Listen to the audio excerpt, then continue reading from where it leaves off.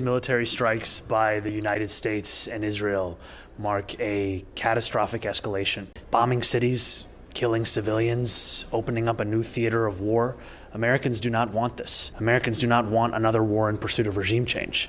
We want an answer to the affordability crisis. We want peace. The bombs dropped on Iran, Khamenei was dead, and the entire country was watching Donald Trump declare it a victory for America. Flags on Truth Social, celebrations on cable news, Republicans lining up to shake the president's hand. The moment was choreographed for maximum impact. A foreign leader eliminated, a military operation declared successful, and a White House eager to call it history. That was the story. That was the only story anyone was supposed to be telling. And then Zohran Mamdani opened his mouth. The mayor of New York City, the man who runs the largest, most complex, most watched city in the United States, did not applaud. He did not stay silent. He did not issue a careful diplomatic statement designed to offend no one and say nothing. He posted a direct condemnation. He called the strikes a catastrophic escalation. He said it was an illegal war of aggression. He said Americans do not want this. And he said it under his own name, with his own words, without a single qualifier to protect himself politically.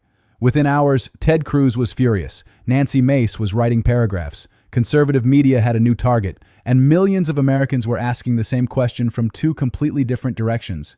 Some of them were asking, how dare he? And some of them were asking, why is no one else saying this? You need to watch this video to the end, because what happened after Mamdani posted that statement, the specific attacks launched against him, the specific people who launched them, and the specific silence of everyone else, tells you something critical about power in this country, about who is allowed to speak, about what it costs to speak when no one else will, and about whether Zohran Mamdani made a mistake, or whether he just became the only politician in America who said out loud what millions of people were already thinking. If you are new to this channel, subscribe now and hit the bell icon. This story is moving fast, and you need every detail. To understand what Mamdani walked into, you have to understand what the room looked like before he entered it. The United States military, operating alongside Israeli forces, conducted a series of airstrikes on Iran. The strikes hit multiple targets.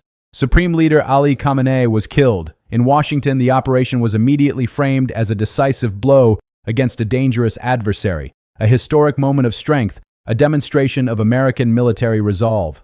The White House did not ask Congress. There was no formal declaration of war. There was no sustained public debate. There was a decision, an operation, and then an announcement. And the political class, with very few exceptions, either applauded or said nothing. That silence matters. Remember it. Now here is who Zohran Mamdani is, because the people attacking him are betting that you do not know. Mamdani is the mayor of New York City. He won that office on a clear platform: housing, affordability, public transit, economic justice for working people. He is one of the most prominent progressive elected officials in the country. He has a base of millions of constituents, and a significant portion of them are people who have direct personal connections to the Middle East, people who have watched regions destabilized, people who have lost family members in conflicts they had no say in, people who go to work every morning in New York City and carry those realities with them. He posted a single statement. Here is what he wrote, exactly. Today's military strikes on Iran, carried out by the United States and Israel, mark a catastrophic escalation in an illegal war of aggression. Bombing cities, killing civilians, opening a new theater of war. Americans do not want this. They do not want another war in pursuit of regime change. They want relief from the affordability crisis. They want peace. Read that again, slowly, because the people attacking him do not want you to read it carefully. They want you to react to the tone, to the timing, to the fact that a mayor said it. They do not want you sitting with the actual words. Now let us look at who responded and how. Senator Ted Cruz, Republican from Texas, a man who has never governed a city in his life, who has never had to answer to a constituent asking why their rent doubled, came out swinging. Cruz framed Mamdani's statement as dangerous, irresponsible, disqualifying. And then there was Nancy Mace, representative from South Carolina. She wrote this: "It takes a particular kind of audacity or ignorance for a city mayor to appoint himself the conscience of American foreign policy while his constituents step over garbage on their way to work. History will not remember his bravery. It will not remember him at all. read that sentence carefully, because Mace did something very specific there. She did not argue against the substance of what Mamdani said. She did not engage with whether the strikes were legal. She did not address the civilian casualties. She did not respond to the question of whether Americans want another regional war in the Middle East. She talked about garbage. She told a mayor to stay in his lane. She mocked his ambition. She questioned his relevance. She made a statement that was entirely about silencing him and 0% about whether he was right. That is not a political argument. That is a power move. And the difference between those two things is exactly what this video is about. Let's start with the first layer of this story, and it is the one that everyone on cable news glossed over. Mamdani did not say something fringe. He did not make a radical claim that exists outside the boundaries of mainstream legal and foreign policy thought. He said the strikes were an illegal war of aggression. He said Americans do not want another war in pursuit of regime change. Those are not conspiracy theories. Those are positions held by legal scholars, foreign policy experts, former military commanders, and a substantial portion of the American public. The authorization for use of military force does not automatically cover an operation of this scale and consequence. Congress was not consulted. The international legal framework around military strikes on sovereign nations, even nations with adversarial governments, is not a simple question with a simple answer. Mamdani said something that serious people debate seriously, and the response he received was not a serious debate. It was a dismissal. It was ridicule. It was a concerted effort by conservative politicians to make the statement itself seem so outrageous that no one would bother engaging with the actual substance. That is the first thing you need to hold in your mind. The second layer is about audience, and this one is important. When Mamdani posted that statement, he was not speaking to Ted Cruz. He was not speaking to Nancy Mace. He was not positioning himself for a national cable news cycle. He was speaking to New York City. New York City has a Muslim population estimated between 750,000 and 1 million people. It has hundreds of thousands of residents with direct ties to Iran, to the broader Middle East, to communities that have watched American military operations reshape their countries of origin for decades. These are Mamdani's constituents. These are the people who voted for him. These are the people who called his office after the news broke, not to ask about garbage collection, but to ask whether their families were safe and whether their mayor saw what they were seeing. A mayor speaks to his city. That is not lane crossing. That is the job. But here is where it gets complicated, and I want to be honest with you about this because this channel does not deal in simple stories. Mamdani made a choice about timing and framing that handed his opponents a weapon.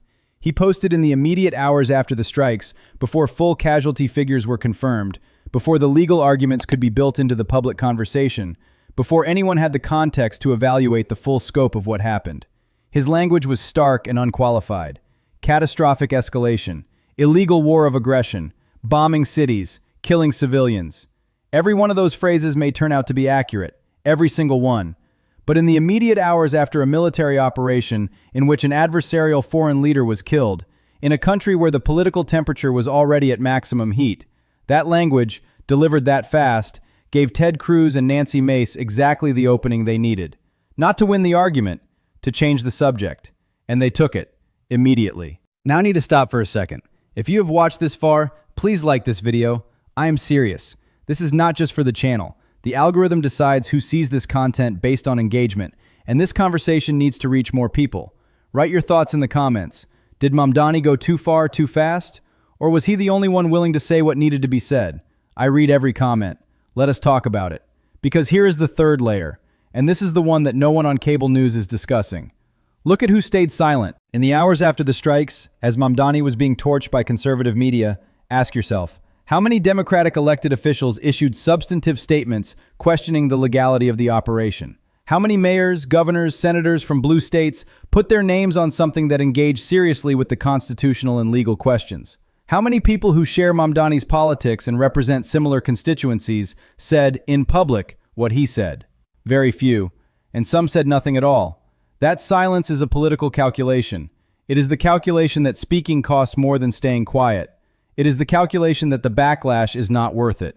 It is the calculation that a military operation with public support in the short term is not the hill to choose. Mamdani made the opposite calculation. He decided that his constituents deserved to hear their mayor's actual position. That silence in a moment like this is itself a statement, and not one he was willing to make.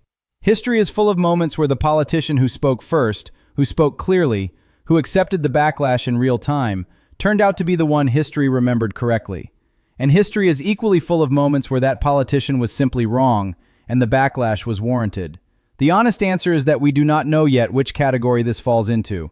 But we can look at the structure of the attacks against him and draw some conclusions. Nancy Mace mentioned garbage. She did not engage with international law. Ted Cruz called it dangerous without specifying the danger. Neither of them said, here is why the strikes were legal. Here is the congressional authorization. Here is the legal framework that justifies the operation. Neither of them made the affirmative case. They made the dismissal case. And the dismissal case is almost always a sign that the substantive case is weak. Think about what that means. The two loudest voices attacking Mamdani for what he said did not bother to explain why he was wrong. They only argued that he should not have said it, that a mayor should not be commenting on this, that his constituents are dealing with other problems, that he is out of his lane. The argument is not that he is incorrect. The argument is that he should be quiet. That is a significant difference. And it tells you something about what they are actually afraid of. Here is what this moment actually means for New York City. Not for national politics, not for Mamdani's future ambitions, for the city, for the people who live there. Mamdani took a position that a substantial portion of his constituents deeply agree with. He gave voice to something that hundreds of thousands of New Yorkers felt when the news broke, but had no platform to express. He put his name on a statement that will be read, debated, and remembered. And in doing so, he created a public record of where he stands. That record has consequences in both directions. If the situation in the Middle East escalates, if another theater of war opens, if the humanitarian costs become undeniable, if the legal challenges to the strikes gain traction, Mamdani will be on the right side of that record. His statement will not look like overreach. It will look like early clarity. He will have been the politician who saw it coming and said so when others stayed quiet. But if the strikes are widely seen as a strategic success, if the public narrative settles on Khamenei's death as a turning point rather than a catastrophe, if the humanitarian framing does not break through, then Mamdani's statement will be used against him. Not just by Ted Cruz and Nancy Mace, by everyone who needs to draw a contrast between someone who governs and someone who grandstands.